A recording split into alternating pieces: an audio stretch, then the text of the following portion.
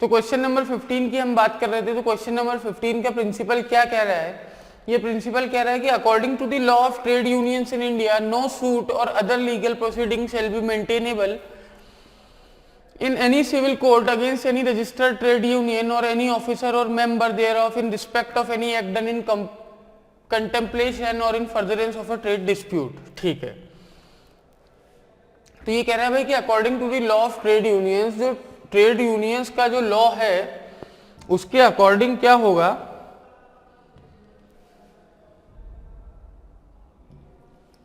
ठीक है, trade unions का जो लॉ है उसके अकॉर्डिंग, ठीक, ट्रेड यूनियंस का जो लॉ है इंडिया में उसके अकॉर्डिंग जो क्या कहता है ये कि कोई भी सूट या other legal proceeding shall be maintainable in any civil court against any registered trade union. तो कोई भी सिविल सूट या फिर कोई भी तरीके का डिस्प्यूट, लीगल डिस्प्यूट कहाँ पे? सिविल कोर्ट में मेंटेनेबल नहीं होगा। ठीक, क्या नहीं होगा? सिविल कोर्ट में या किसी भी रजिस्टर्ड ट्रेड यूनियन के अगेंस्ट कोई भी सिविल केस कहां पे मेंटेनेबल नहीं होगा? कोई भी सूट, कोई भी लीगल प्रोसीडिंग कहां मेंटेनेबल नहीं होगी? सिविल कोर्ट में मेंटेनेबल नहीं होगी। ठीक है, और या तो ट्रेड यूनियन के अगेंस्ट या किसी उनके ऑफिसर के अगेंस्ट या किसी मेंबर के अगेंस्ट। किस चीज के रिस्पेक्ट में? In respect of any act done in contemplation or in furtherance of a trade dispute. ठीक है, किसी भी ट्रेड डिस्प्यूट या किसी भी कोई भी ऐसा एक्ट जो किस कंटेम्पलेशन में किया गया हो, इन furtherance of a trade dispute. ठीक है, तो अगर ऐसा कोई भी एक्ट होता है तो वो कहां पे मेंटेनेबल नहीं होगा? In any civil court. ठीक, फैक्ट क्या बोलते हैं? Solomon the secretary of a registered trade union. Solomon एक रजिस्टर्ड ट्रेड यूनियन का क्या है? सेक्रेटरी है, और took a loan from a bank for the higher education of his daughter. उन्होंने क्या किया? उन्होंने एक लोन लिया अपनी डॉटर की हायर एजुकेशन के लिए। कहां से? बैंक से। Soon after completing the course she was married to an NRI engineer. जैसे ही उसका कोर्स कंप्लीट हुआ उसकी किससे? एक नॉन रेसिडेंशियल इंडियन, एक एनआरआई इंजीनियर से शादी कर दी गई। ठीक, तो Solomon did not repay the loan. Solomon ने क्या किया? लोन रीपे नहीं किया।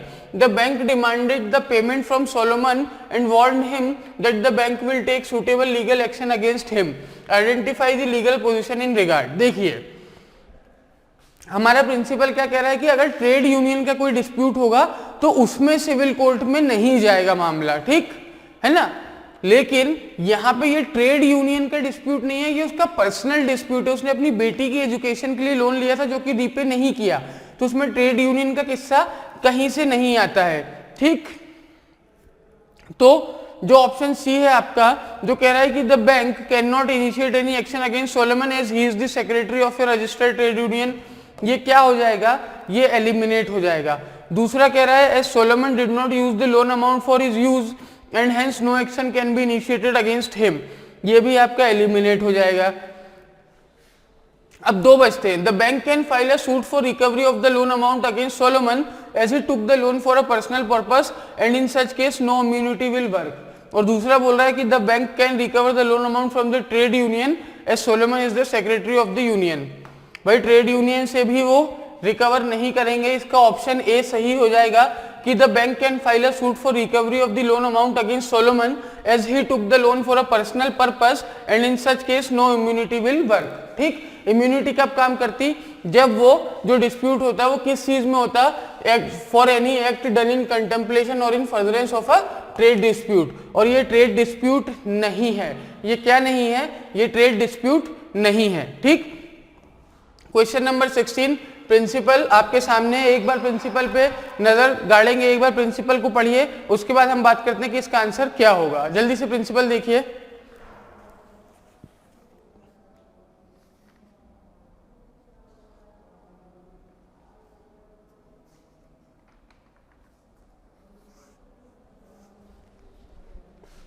तो प्रिंसिपल आपका क्या कह रहा है कि when a person makes such A statement which lowers other person's reputation in the estimation of other person is liable for committing defamation। जब कोई आदमी कोई ऐसा स्टेटमेंट बनाता है जो क्या करता है, एक इंसान की नजरों में दूसरे इंसान का की जो रेपुटेशन होती है उसे कम करता है, तो उसे क्या कहते हैं कि उसने डिफेमेशन कमिट किया है। फैक्ट्स पढ़ते हैं। फैक्ट्स क्या कह रहा है? A writes a letter to B, A ने एक लेटर लिखा किसे? बी को, in which he uses abusive language against B. ठीक है, उसमें वो क्या लैंग्वेज यूज कर रहा है? अब्यूजिव लैंग्वेज यूज कर रहा है किसके against? B. And also states that B is a dishonest person, और ये भी लिखता है कि बी जो है वो एक डिसऑनेस्ट पर्सन है। A put the letter in a sealed envelope and delivered it to B. ठीक, A has committed defamation, A has committed a moral wrong, A has not committed a moral wrong, A has not committed defamation। देखिए, जब moral wrong और moral right की बात आती है तो law उसको कोई भी वैल्यू नहीं देता, तो B और C आपका एलिमिनेट हो जाएगा। ठीक, अब बच रहा है आपका क्या? A has committed defamation, A has not committed defamation। देखिए, when a person makes such a statement which lowers other position reputation in the estimation of other person, जब कोई इंसान एक दूसरे इंसान के बारे में ऐसे स्टेटमेंट देता है कि उसकी रेपुटेशन किसी तीसरे इंसान की नजरों में कम हो जाती है, तो ये जो लेटर ए ने लिखा वो बी को लिखा, और उसमें किसके खिलाफ बातें लिखी? बी के ही खिलाफ बातें लिखी, और बी को ही डिसऑनेस्ट बोला। तो ये जो ए ने जो बातें लिखी, ये क्या सी को, डी को, ई को, एफ को, मुझे या आपको या एक्स को या वाई को या जेड को, किसी को पता चली क्या? ये बातें किसी को भी पता नहीं चली, तो ये डिफेमेशन नहीं होगा। ठीक, क्योंकि हमारा प्रिंसिपल क्या कहता है कि जब किसी तीसरे व्यक्ति के नजरों में आप उसकी क्या करते हैं? जो रेपुटेशन है उसको कम करते हैं। ठीक है, विच लोअर्स अदर पर्सन्स रेपुटेशन। ठीक है, तो डिफेमेशन ये कमिट नहीं हुआ है, तो आपका आंसर हो जाएगा डी और ए हो जाएगा एलिमिनेट। ठीक, तो ये हुआ आपका क्वेश्चन नंबर 16। चलिए, तो हम बात कर रहे थे क्वेश्चन नंबर 17 की, और क्वेश्चन नंबर 17 का प्रिंसिपल क्या कह रहा है कि nothing is an offence which is done in the exercise of the right of private defence. ऐसी कोई भी चीज जो जब आप अपना प्राइवेट डिफेंस को एक्सरसाइज करते टाइम करते हैं, वो क्या नहीं होगी? वो ऑफेंस नहीं होगी। ठीक है, तो फैक्ट्स कह रहे हैं कि A under the influence of madness, A जो कि मैडनेस के इन्फ्लुएंस के अंडर क्या करता है? अटेम्प्ट करता है बी को मारने का, और बी खुद को सेव करते हुए, B to save his life kills A. B क्या करता है? बी अपनी लाइफ को बचाने के लिए ए को मार देता है। ठीक है, अब देखिए, जो यहाँ पे ऑफेंस हुआ भी है अगर, तो किसने किया है? बी ने किया है, तो ए ने तो कोई ऑफेंस किया ही नहीं है, तो A has not committed, A has committed, ये दो ऑप्शन आपके क्या हो जाते हैं? एलिमिनेट हो जाते हैं सीधे सीधे। इन दो ऑप्शंस को हमें देखना ही नहीं है। ठीक, अब बात बचती है, ठीक, ये आपके दो ऑप्शन क्या हो जाएंगे? एलिमिनेट हो जाएंगे। ठीक, अब बात बचती है B has not committed an offence, B has committed an offence. भाई वो इंसान आया, उसने उसकी जान लेने की कोशिश की, प्राइवेट डिफेंस ने उसने उसकी जान ले ली, तो यहाँ पे बी ने कोई भी ऑफेंस कमिट नहीं किया है। ठीक, ये 17। अब आपका आंसर क्वेश्चन आया 18। प्रिंसिपल क्या कह रहा है? An agreement the terms of which are not certain or capable of being made certain is void. एक एग्रीमेंट जिसके टर्म्स सर्टेन नहीं है या फिर केपेबल नहीं है सर्टेन करने के, वो क्या होता है? वॉइड। तो सुंदर ने किस बात पे एग्री किया? भोला से। सुंदर ने इस बात पे एग्री किया भोला से कि भोला का जो पेंट हाउस है वो 3 साल के लिए रेंट पे लेगा। किस रेट पे? 12 लाख रुपए पर एनम पे। कितने रुपए पे? 12 लाख रुपए पर एनम पे। Provided the house was put to thorough repairs, provided की जो हाउस है उसमें थॉरो रिपेयर्स कराए जाए, and the living rooms were decorated according to contemporary style. जो लिविंग रूम है उसे कंटेम्प्रेरी स्टाइल जो से क्या किया जाए? डेकोरेट किया जाए। अब पहला ऑप्शन ये बोल रहा है कि there is a valid contract because there is an offer from Sundar and acceptance from Bhola. भाई ये एलिमिनेट हो जाएगा क्योंकि ये आपके जो प्रिंसिपल है उससे कोसों दूर है। ठीक है, ये ऑप्शन आपके प्रिंसिपल से कितने दूर है? कोसों दूर है। दूसरा बोल रहा है there is a valid contract because all the terms of contract are certain and not vague as the rent is fixed by both of them and the term present style only can be interpreted to mean the latest style. ठीक है। C बोल रहा है there is no valid contract because it has vague and uncertain terms as the term present style may mean one thing to Sundar and another to Bhola. और चौथा बोल रहा है it is voidable contract with the option of Bhola. चौथा भी आपका सीधा सीधा एलिमिनेट हो रहा है क्योंकि वो आपके प्रिंसिपल से नहीं जा रहा है। अब आपको बी में और सी में एक चूज करना है। तो देखिए कि मैं आपको बोलता हूं कि भाई मैं आपका घर ले लूंगा, मैं आपको 1 करोड़ रुपए दूंगा, लेकिन मुझे आपका घर किस तरीके से बना हुआ चाहिए, मुझे आपका घर बिल्कुल पुराने तरीके से बना हुआ चाहिए, जैसे राजा महाराजाओं का, नवाबों का हुआ करता था।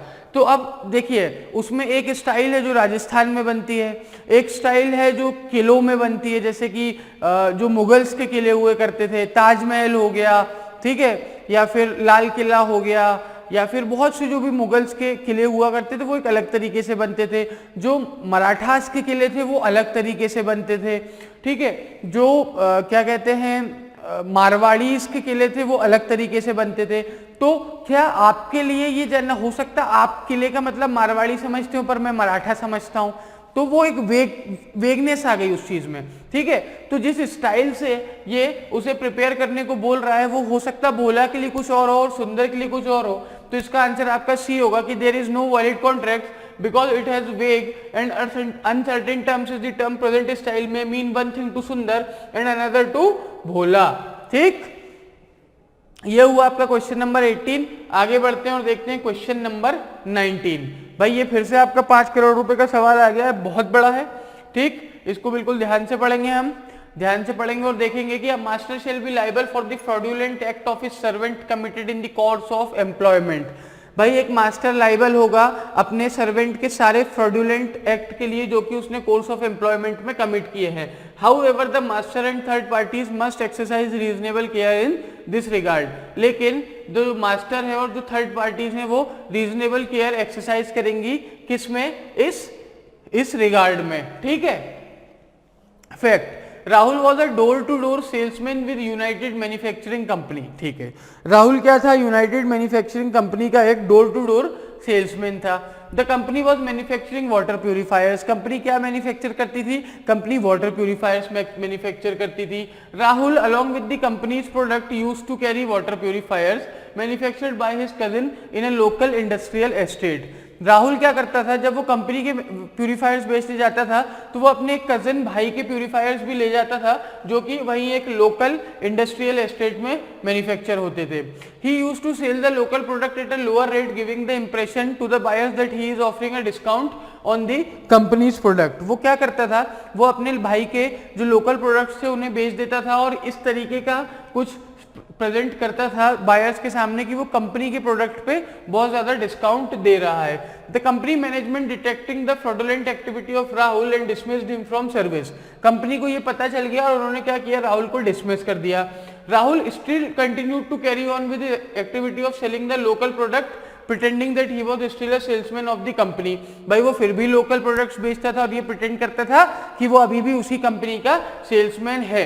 Several customers got cheated in this process. बहुत से कस्टमर का क्या हुआ, उस प्रोसेस में चीट किए गए। The fraud was noticed by the company when the customers began to complain about the product. ये फ्रॉड कंपनी ने कब नोटिस किया, जब उन्हें पता चला इस कि बहुत से लोग इस प्रोडक्ट के बारे में शिकायतें कर रहे हैं। The customer demanded the company to compensate their loss. Company ने क्या डिमांड किया, कस्टमर्स ने कंपनी से कि भाई हमें जो लॉस हुआ है आप उसे कंपनसेट करिए, ठीक है। तो अब इसके 4 ऑप्शन है। The company is liable to the customers who purchase the local product from Rahul only till he remained as a salesman of the company. The company is not liable as Rahul was dismissed by the company. The company is liable to compensate all the customers that did not inform the public about Rahul's fraudulent conduct in the subsequent dismissal. The liability rests with the local manufacturer as it was a defective product. ठीक है, देखिए अब इसमें जो आपका option D है, option D तो आपका बिल्कुल सीधे सीधे एलिमिनेट हो जाएगा क्योंकि इसमें ये लोकल जो डिफेक्टिव प्रोडक्ट जो लोकल मैन्युफैक्चरर के बारे में बात हो रही है उस पे ये लोग बोल रहे हैं कि वो लायबल होगा, ठीक है। लेकिन यहाँ पे क्वेश्चन क्या है, क्वेश्चन ये है कि कंपनी से बोला गया है कंपनसेट करने के लिए लॉस के लिए और हमारे प्रिंसिपल के साथ वो बिल्कुल भी नहीं जा रहा है, ठीक है। तो अब हमारे पास company is not liable, company is liable, company is liable, 3 option है। तीनों ऑप्शन पे एक बार नजर फेराएंगे और जल्दी से सोचिए कि क्या आंसर होगा इसका। उसके बाद मैं आपको सही जवाब बताता हूं कि इसका सही जवाब क्या होगा, हम एक एक करके चीजों को एलिमिनेट भी करेंगे, एक एक करके चीजों को समझेंगे भी कि कौन सा ऑप्शन क्या जवाब देना चाह रहा है, और फिर हम सही जवाब तक पहुंचेंगे। तो जल्दी से एक बार आप सोचिए, पहले तीनों ऑप्शंस को ढंग से पढ़िए तीनों ऑप्शंस को ढंग से कि तीनों ऑप्शंस क्या कहना चाह रहे हैं। ठीक है, तो देखिए पहला ऑप्शन कह रहा है कि the company is liable to the customers who purchase the local product from Rahul only till he remained as a salesman of the company. भाई ये तो कोई बात नहीं हुई। ठीक है, the company is not liable as Rahul was dismissed by the company. ये कह रहा है कि कंपनी लाइबल नहीं है क्योंकि राहुल को डिसमिस कर दिया था किसने, कंपनी ने। तीसरा कह रहा है the company is liable to compensate all the customers as it did not inform the public about Rahul's fraudulent conduct and the subsequent dismissal. ठीक है भैया, देखिए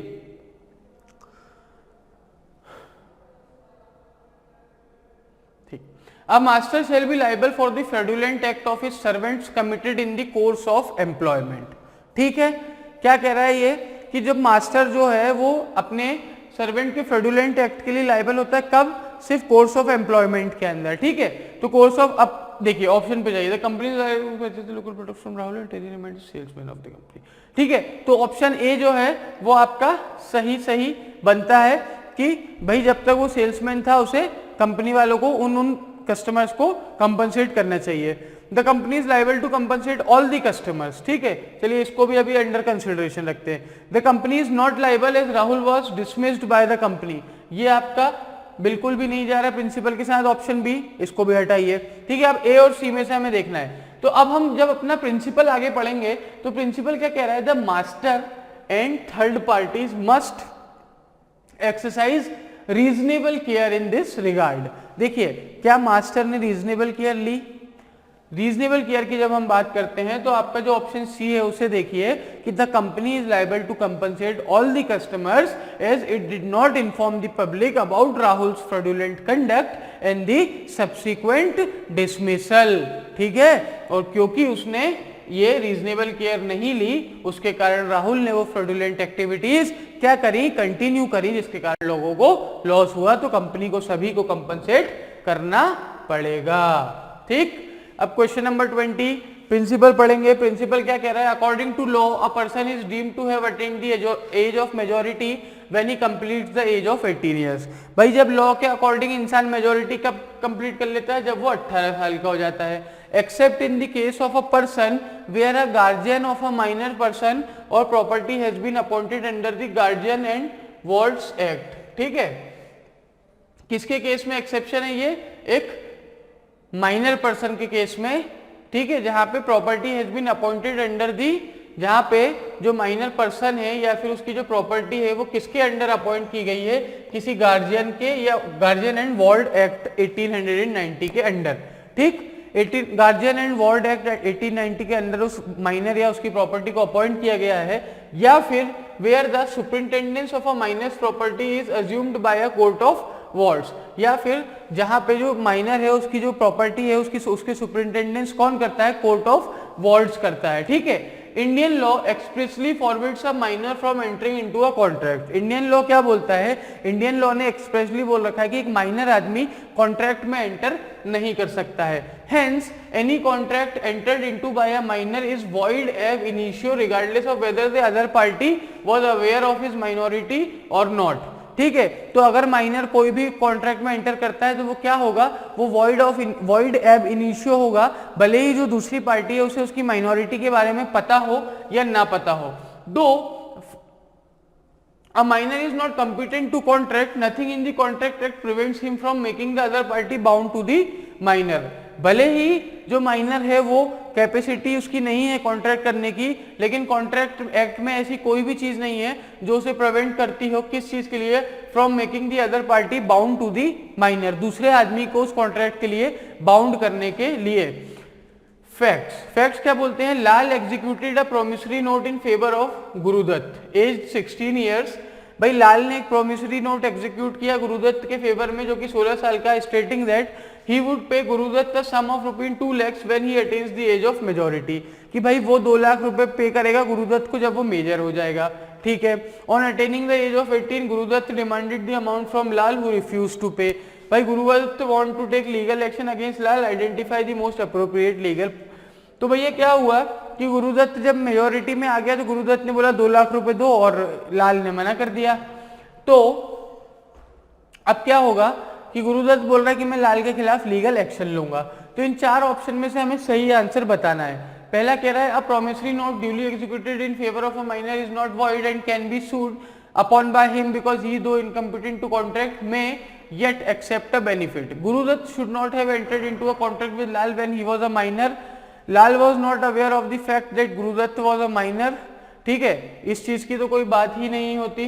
ठीक है, क्योंकि इसने यहाँ ये हम पहले भी बात कर चुके हैं कि दूसरी पार्टी को पता हो चाहे ना पता हो कि वो माइनर है, वो जो कॉन्ट्रैक्ट होगा वो वॉइड एब इनिशियो होगा। डी बोल रहा है Lal argues that as per the guardian and ward act 1890 Gurudutt can claim the money only after he attains the age of 21।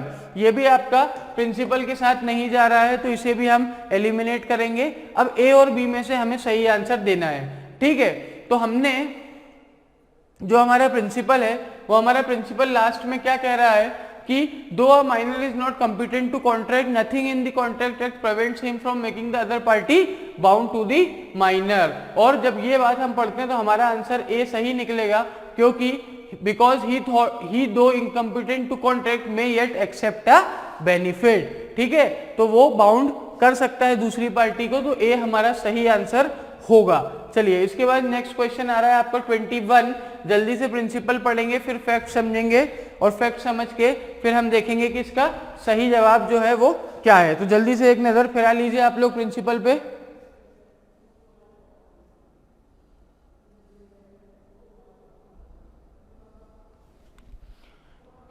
Principal क्या कह रहा है, section 34 of Indian Penal Code provides that when a criminal act is done by several person in furtherance of the common intention of all, each of such person is liable for that act in the same manner as if it were done by him alone.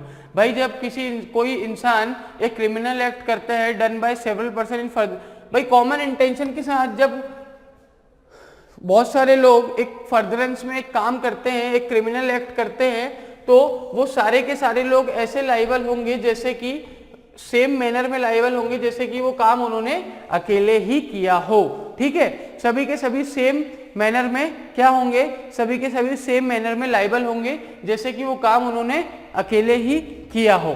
ठीक, अब fact क्या बोलता है, 3 वेगाबॉन्ड्स Sanju, Dilbag and सुशील।